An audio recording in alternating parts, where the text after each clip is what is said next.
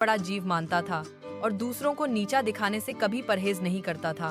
उस जंगल में एक विशालकाय हाथी भी रहता था जिसका नाम शंभू था। शंभू अपनी सूंड की मजबूती और बड़े दांतों के लिए जाना जाता था, लेकिन उसका स्वभाव बिल्कुल शांत और दयालु था। शेर राजा शंभू को अपना दुश्मन मानता था, हालांकि दोनों के बीच कभी खुलकर कोई लड़ाई नहीं हुई थी। शेर राजा रोज अपने सिंहद्वार पर बैठकर जंगल के तमाम जानवरों को इकट्ठा करता और उन्हें यह आदेश सुनाता कि शंभू हाथी का ध्यान रखना है, माना कि वह सबका सेवादार है, पर काम के समय उसे सबसे मुश्किल काम ही देना, ताकि वह जरा थक जाए और राजा के आगे ठहर जाए। शंभू ने कभी शिकायत नहीं की, बल्कि चुपचाप उन कामों को निभाता गया।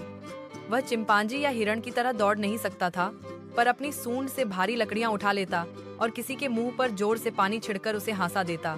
एक दिन शेर राजा का नन्हा शावक जंगल के बीचों बीच खेल रहा था, तैरने का अभ्यास कर रहा था, क्योंकि नदी पार करना उससे हमेशा मजेदार लगता था।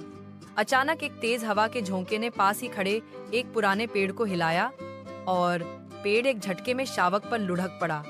पेड़ बहुत मोटा और भारी था। शावक अपने छोटे से शरीर से उसे हिला भी नहीं सकता था। वह दर्द से रोता हुआ बिलखने लगा। आसपास के ज्यादातर जानवर डर से या शेर राजा के क्रोध के डर से पास जाते ही नहीं थे, लेकिन शावक की चीख सुनकर बंदर, हिरण और लोमड़ी सभी इकट्ठा हो गए। उन्होंने मिलकर भी पेड़ को उठाने की कोशिश की, पर यह फिसलता गया और शावक ज्यादा दबता चला गया। तभी दूर से भारी भारी सी ध्वनि आई। शंभू आगे बढ़ता आया। उसकी सूंड से नीचे झाड़ियां सरक गईं। उसके कदमों की ठोकरों से जमीन हल्की सी कांप उठी।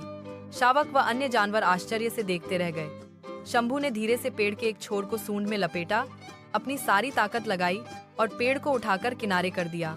शावक फौरन छूट गया और जोर जोर से चिल्लाने लगा, धन्यवाद, धन्यवाद। कई जानवर चकित रह गए कि वही हाथी जिसे शेर राजा अपनी नजरों में छोटा समझता था, उसने शावक को बचाकर अपनी महानता दिखा दी।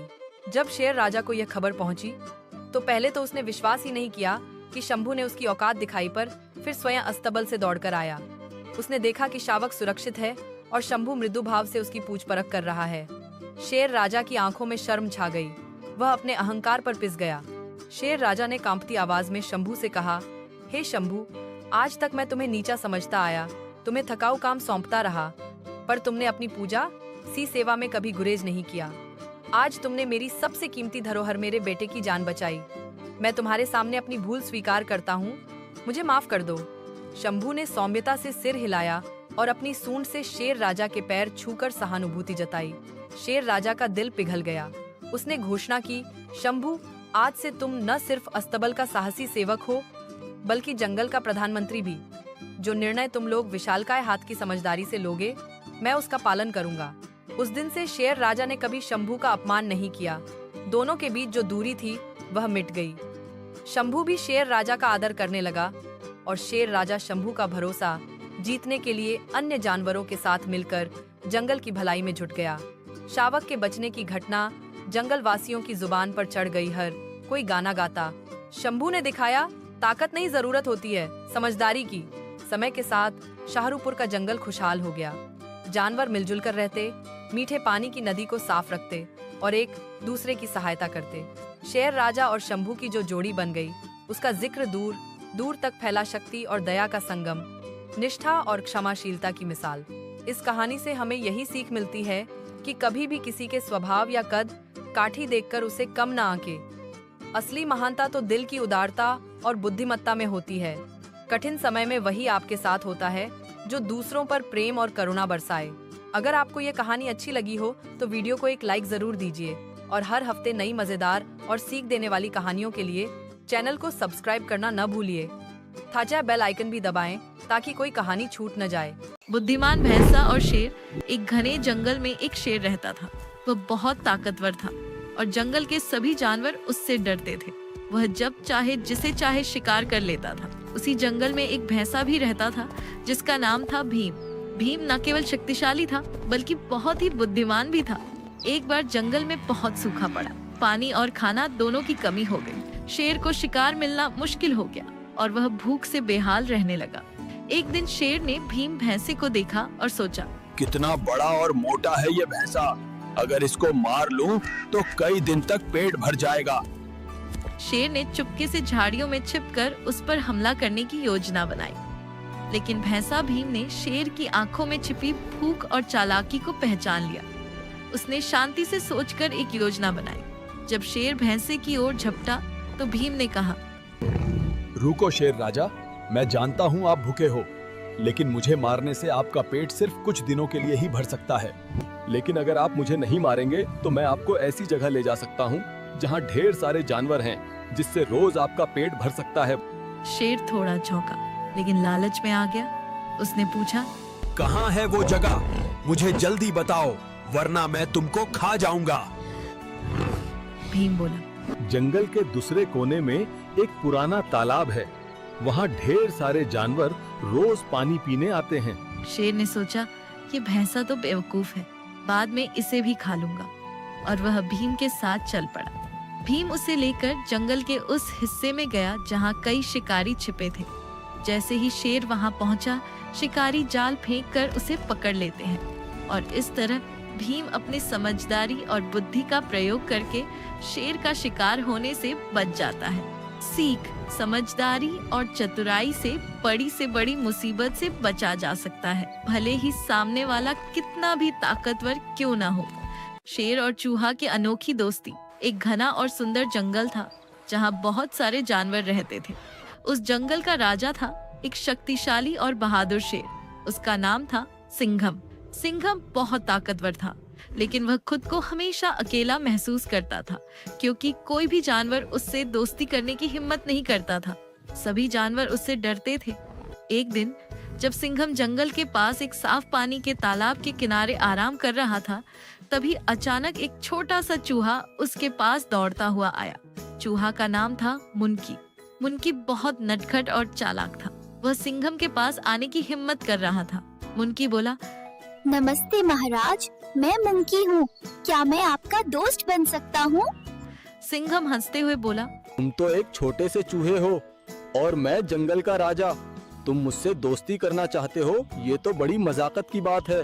मुनकी झुक गया और बोला, महाराज, बड़ा होना जरूरी नहीं होता, दोस्ती में दिल बड़ा होना चाहिए। सिंघम ने सोचा कि यह छोटा चूहा तो बड़ा मजाकिया है। उसने चूहे को जाने दिया, पर वह सोचने लगा कि चूहे जैसी छोटी प्राणी भी कैसे इतने बड़े आत्मविश्वास के साथ सामने आई। कुछ दिनों बाद उस समय जंगल में एक बड़ी मुसीबत आई। सिंघम एक शिकारी के जाल में फंस गया। वह बहुत जोर लगाता रहा, लेकिन जाल मजबूत था। शेर ने बहुत कोशिश की, पर वह फंस गया था। मुनकी वहां से गुजर रहा था। उसने शेर की दहाड़ सुनी और दौड़कर जाल के पास आया। उसने देखा कि सिंघम फंसा हुआ है। मुनकी ने सोचा, अब मैं बड़े शेर की मदद करूंगा। मुनकी ने अपनी तेज और नुकीली दांतों से जाल के रस्सों को काटना शुरू किया। वह लगातार काटता रहा और आखिरकार शेर मुक्त हो गया। सिंघम खुश होकर बोला, मुनकी, मुझे माफ कर दो, मैंने तुम्हारी ताकत को कम आंका था। मुनकी मुस्कुराया और बोला, महाराज, एक दूसरे की मदद करना ही तो सच्ची दोस्ती होती है। बड़ा या छोटा होना मायने नहीं रखता। सीख, सच्ची दोस्ती में ऊंच नीच की कोई सीमा नहीं होती। मदद करना और एक दूसरे का सहारा बनना सबसे बड़ा गुण है। दोस्तों, इसी तरह की लेकिन दिल से बहादुर और समझदार था। एक दिन जंगल में हंगामा मच गया। जंगल के किनारे पर रहने वाले कुछ लालची गीदड़ों और भेड़ियों ने जंगल पर कब्जा करने की योजना बना ली। वे कमजोर जानवरों को डराने लगे और उन्हें अपने हिसाब से काम करने को मजबूर करने लगे। राजा सिंहराज बूढ़ा हो चला था और बीमार भी रहता था। वह अपने बेटे वीर से बोला, बेटा, अब जंगल को तेरी जरूरत है। तुझे अपनी बहादुरी और बुद्धिमानी से इस जंगल को इन गीदड़ों और भेड़ियों से बचाना होगा। वीर ने अपने पिता से आशीर्वाद लिया और जंगल की रक्षा करने का वचन दिया।